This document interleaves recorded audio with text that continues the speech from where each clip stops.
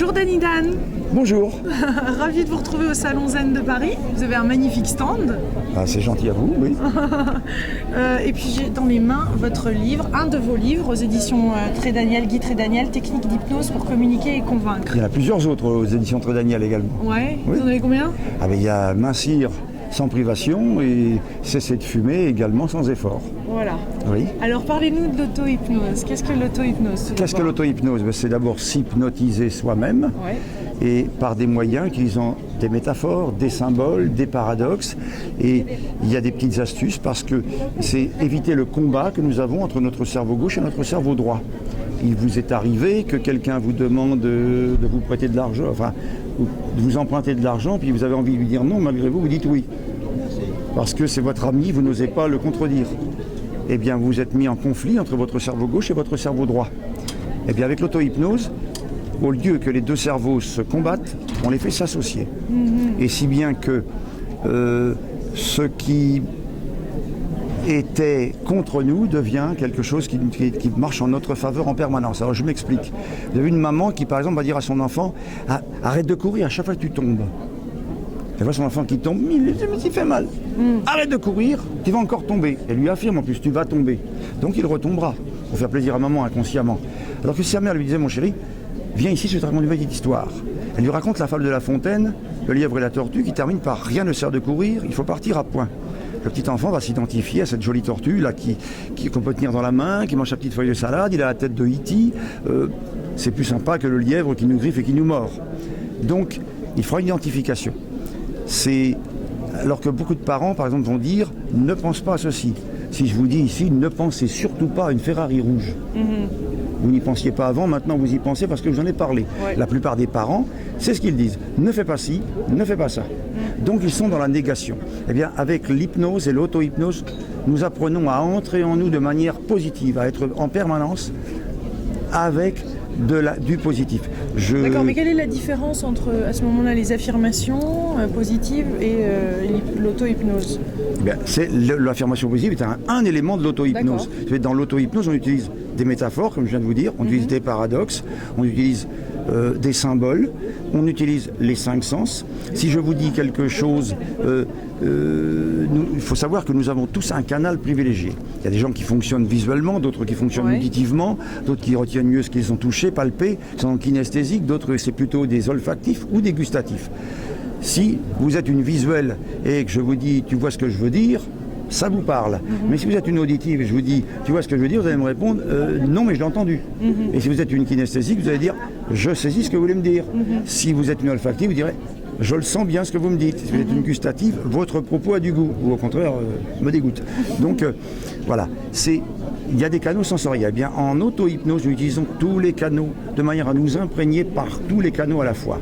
Alors que la civilisation, la société... tous les sens, donc. Tous les canaux sensoriels, nos 5 sens, la vue, l'odorat, l'ouïe, le goût et le toucher. Okay. Si je vous envoie une information par un seul canal, ça rentre par une oreille, ça sort par l'autre. Sauf petite chance, si c'est votre canal principal, l'information va séjourner. Pourquoi ça marche mieux quand il y a les 5 qui sont en... Pourquoi? Parce que aujourd'hui, nous avons tous un canal privilégié qui nous représente à peu près à 55%. Un canal secondaire à 55% et les 3 autres canaux qui se partagent les 12% restants. Donc, si nous nous adressons à quelqu'un dans son canal, il capte l'information. Si nous nous adressons à quelqu'un dans un canal qui n'est pas le sien, je vous dis, ça rentre par une oreille, ça sort par l'autre, ça ne lui parle pas. Le visuel, par exemple, voilà les informations qu'il capte. Tu vois ce que je veux dire, éclaire-moi la situation, peins-moi un peu le décor, ton exposé manque de clarté, il faudrait faire la lumière dans cette affaire, vous allez me faire de l'ombre dans mon business, elle rit jaune, il voit rouge. Donc le visuel, il met de la couleur, il met de l'ombre, il met de la lumière dans ses propos. Alors que l'auditif, lorsqu'il parle, on ne va pas s'entendre tous les deux. Ou alors on va être en harmonie sur ce sujet. Ça sonne faux ce que vous me dites. Vous allez vous faire sonner les cloches en arrivant à la maison. C'est beaucoup de bruit pour rien. Alors que le kinesthésique, lui, ce sera plutôt des mots de kinesthésique, donc de mouvement et de toucher. Vous saisissez ce que je veux dire. Mais donc la combinaison des 5 ensemble fait que ça s'ancre. Et que ça s'ancre exactement. Et vous êtes une édition Trédaniel, pas n'importe laquelle. Qu'est-ce que c'est un best-seller? Un best-seller, c'est d'abord une histoire solide, et ensuite le mélange des 5 sens. Il faut que dans chaque page, il y est à peu près 30% de visuel, 30% d'auditif, 30% de kinesthésique, 5% d'olfactif et 5% de gustatif. Là, je viens de vous dévoiler un des secrets du best-seller. Et vous pouvez prendre les livres de tous les grands, Da Vinci Code, vous prenez les livres de Paulus Wieser ou autres, vous prenez tous les bouquins qui ont fait des best-sellers, vous regardez les mots, il y a vraiment ça se fait pas aussi un peu assortiment. Enfin, ces personnes-là. Ceux que je connais qui ont fait des best-sellers, ceux que moi je connais ne l'ont pas fait instinctivement. Ils l'ont étudié et en équipe. Intéressant. Et je dis bien en équipe. Donc il y a l'auteur qui a l'histoire et puis après il se fait aider par des gens selon leur canaux pour mettre de la vie dans l'histoire. Et il y a de la vie s'il y a un mélange de canaux sensoriels. D'autre part, un mélange des valeurs. Parce qu'il y a des gens qui ont des valeurs. Par exemple, dans la communication, puisqu'on enseigne là, c'est de la communication, c'est des techniques d'hypnose pour communiquer et convaincre. Si vous avez quelqu'un qui a comme valeur, mettons un cadre supérieur, honneur, on va dire respect et ponctualité. Et il a un subalterne qui a comme valeur principale respect et liberté. Le cadre supérieur dit s'il vous plaît, monsieur Durand, demain matin, je peux vous voir de 9h à 9h10, il faudrait que je vous voie pour un dossier. Très bien. Et l'autre arrive à 9h07 ou 9h08. Vous avez vu l'heure? Ça va pas, là. Derrière, dans sa pensée, il ne me respecte pas. Je lui dis 9h et il arrive à l'heure de la fin du rendez-vous. Et l'autre, il me casse les pieds pour 5 minutes de décalage, alors que je suis resté 3/4 d'heure de plus hier soir, et puis ça m'est égal s'il veut, je reste 1 heure de plus ce soir. Parce que lui, c'est sa valeur liberté. Donc, il ne me respecte pas, parce qu'ils ont tous les deux la même valeur respect. Sauf que, ils ont peut-être une valeur en commun, mais la valeur secondaire est différente. Donc, il y a un dilemme entre les deux. Parce que le patron, lui, peut-être qu'il a un rendez-vous avec lui à 9h, mais il a un autre rendez-vous à 9h10 et un autre rendez-vous à 9h20. Et celui-ci lui décale tous ses rendez-vous de toute la journée. Vous voyez? Donc, dans la manière de communiquer, on doit tenir compte des valeurs de l'autre, mais on doit tenir compte de ses symboles. Alors, il y a des symboles religieux, des symboles politiques, des symboles culturels, il y a toutes sortes de symboles, n'est-ce pas? Il y a aussi les canaux sensoriels. Si vous parlez à quelqu'un, comme je vous disais, qui est visuel et vous lui parlez en auditif et en kinesthésique, eh bien, vous faites un entretien de 20 minutes, il est là en train de regarder sa montre en se demandant quand est-ce que ça va finir, parce que de toute façon, vous ne l'intéressez pas. Alors, lorsque nous parlons à un public, et là on apprend le contact individuel, et interpersonnel et le contact en public. Lorsque vous parlez à un public, vous devez parler sur tous les canaux sensoriels. Tous les canaux. Votre conférence doit être, votre cours, votre entretien doit être sur tous les canaux sensoriels à la fois, et dans le respect de toutes les valeurs qui existent, en évitant de montrer les vôtres. Parce qu'autrement, ça fait beaucoup de boulot tout ça. Non, ça s'apprend, c'est très facile. C'est très facile, c'est d'une facilité. Non, parce que déjà qu'on est en train de régler nos propres problèmes, si en plus de ça, il faut décrypter les autres qu'on a en face pour savoir s'ils sont sensoriels, auditifs. C'est très facile. Ah bon? Pour savoir. En quelques secondes. Mais en quelques secondes, parce que quelqu'un, et j'explique comment, dans ce livre, par exemple, quelqu'un qui est visuel, quand vous lui posez une question, où étiez-vous hier, il va avoir ses yeux qui vont regarder en haut à gauche. Pour réfléchir où il était hier visuellement. Par contre, s'il réfléchit à quelque chose, un auditif, où étiez-vous hier, ses yeux vont aller au milieu à gauche. Parce qu'il va penser auditivement, avec qui j'ai parlé, qu'est-ce qu'on s'est dit, etc. Alors, par contre, pour préparer sa réponse, le visuel va aller en haut à droite, avant de vous répondre, alors que l'auditif, pour préparer sa réponse, va aller au milieu à droite, dans sa réflexion. Le kinesthésique, ce sera en bas à droite. Alors l'olfactif et le gustatif, on les repère par d'autres sens. Il y a, par exemple, le gustatif, quand vous lui dites quelque chose et puis que vous le voyez faire, c'est qu'il n'est pas d'accord avec ce que vous venez de lui dire. Ouais. Par contre, vous lui dites quelque chose, il fait. Mais est-ce qu'on peut l'être plusieurs à la fois? Oui, deux. Nous sommes 2 canaux sensoriels, je vous l'ai dit. L'un des canaux à 55% environ, un second canal à peu près à 33%, et les 3 autres canaux qui se partagent le restant. Donc, il faut parler à quelqu'un sur ces 2 canaux principaux. D'accord. Et quand on veut donc pas seulement communiquer avec les autres, mais faire ce travail-là sur nous? Sur soi, eh bien, c'est prendre conscience au départ quel est notre canal principal, quel est notre canal secondaire, pour comprendre que si quelqu'un nous parle dans un autre canal, il aura donc d'autres mots. Donc nous devons les accepter et les transformer dans notre canal à nous. Et dans ce cas-là, nous allons enregistrer ce qui est dit. Et par exemple, pour apprendre une langue étrangère, si vous apprenez une langue étrangère et que les phrases qu'on vous donne ce ne sont que des phrases auditives. Et que vous êtes un visuel. Vous allez ramer pendant des journées sur les mêmes phrases, vous n'en capterez aucune, elles ne rentreront pas dans votre mémoire. Il faut commencer par des canaux qui sont les vôtres. D'accord, mais est-ce qu'on peut commencer à faire ce travail juste soi-même, pour soi-même, avant même de commencer à... Il est indispensable de commencer sur soi. Pourquoi ? Est-ce que vous croyez qu'on peut enseigner le violon à quelqu'un si on ne sait pas en jouer soi-même ? Exactement. Voilà. Donc il est indispensable ce qu'on apprend à communiquer avec soi-même, donc à comprendre nos canaux sensoriels, à comprendre nos valeurs, à comprendre comment nous fonctionnons pour admettre le fonctionnement des autres. D'accord. Donc là, le dialogue est entre quoi et quoi en fait à l'intérieur de nous ? Le dialogue est de l'inconscient à l'inconscient. De l'inconscient à l'inconscient. Alors il y a, ce qu'on enseigne dedans, la synchronisation. Par exemple, en ce moment, figurez-vous que je suis en état de faiblesse vis-à-vis de vous. Ah. Oui. Je suis en état de faiblesse parce que je suis à votre droite. Et qu'en plus, vous êtes plus grande que moi. Donc, psychologiquement, heureusement que je n'ai rien, je ne dois pas convaincre de quoi que ce soit, sinon je vous aurais mis de l'autre côté. Eh oui, je vous aurais mis de ce côté-ci pour vous avoir à ma droite. Et de même que quelqu'un qui rentre en scène, un acteur, un comédien, s'il rentre avec le public à sa droite, il va mieux les convaincre. Alors que s'il rentre avec le public à sa gauche, il va avoir du mal à les convaincre. Et pour quitter une salle en public, par exemple, on entre avec le public à droite, donc par le côté gauche de la scène, on va dire, et on sort par l'autre côté pour garder le public à droite au moment de la sortie. Sinon, c'est comme une impolitesse. Vous savez, si je vous serre la main, ce sera la main droite. Même les gauchers serrent la main droite. Si vous serrez la main gauche, il y a un petit problème. Ouais. Voilà. Donc c'est la main droite qui est la main polie. De même, si vous faites, alors je vais le faire haut parce que si vous accueillez quelqu'un, c'est toujours de la gauche vers la droite.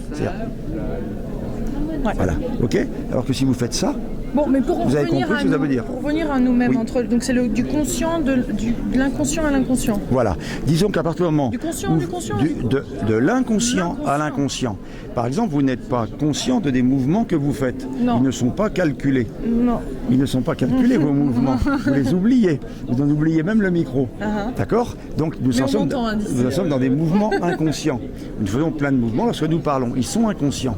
Si l'autre se synchronise sur nous, fait les mêmes mouvements que nous, bien, nous faisons une identification à lui, il nous est tout de suite sympathique. Ouais. Alors que si on fait des mouvements contraires, il nous est antipathique.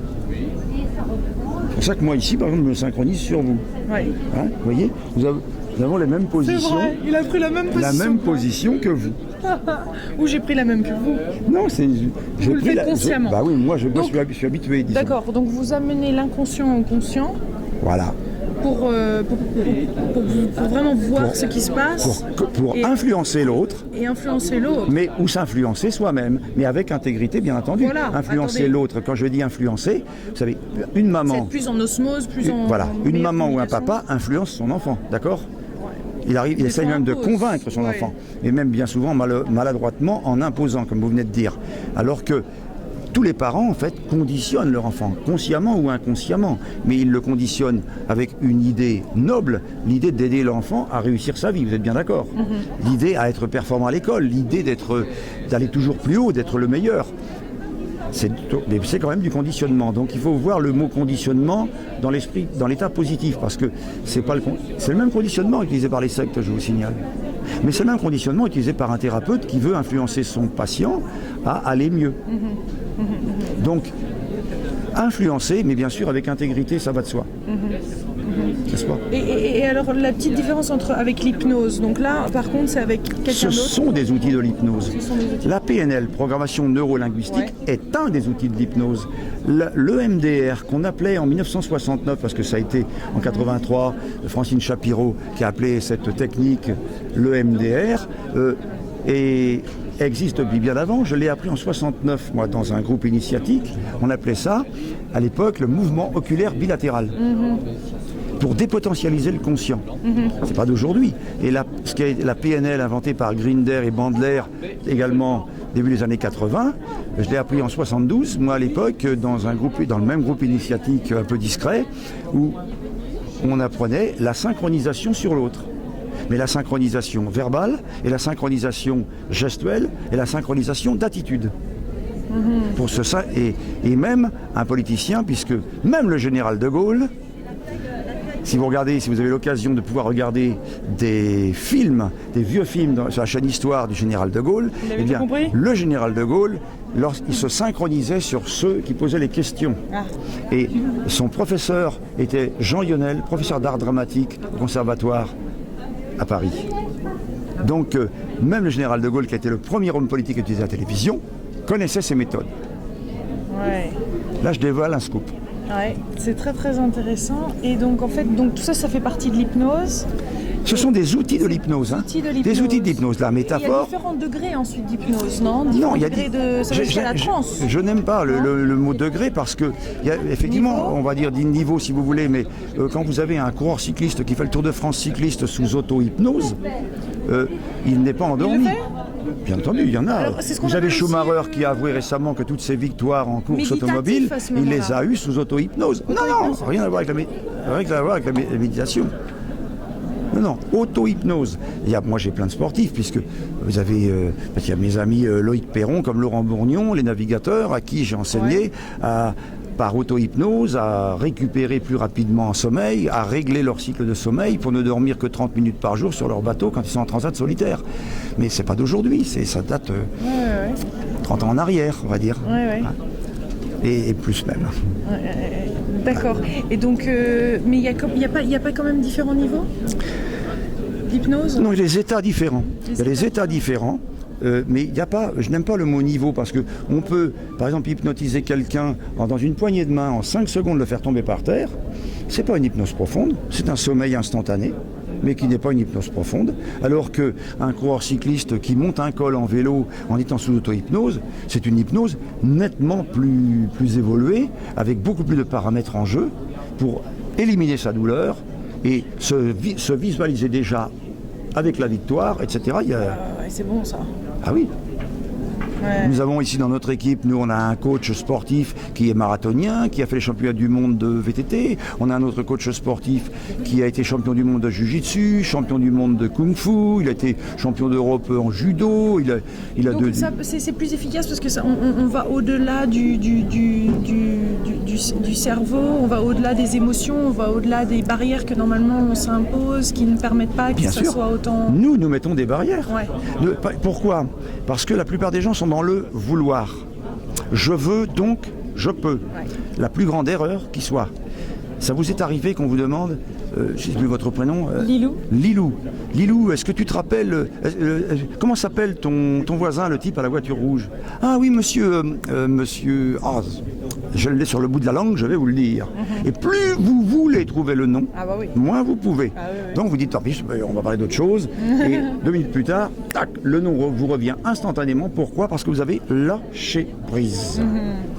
Donc, la réussite est à base de lâcher prise. En ballon, pour s'élever, il faut lâcher du lest.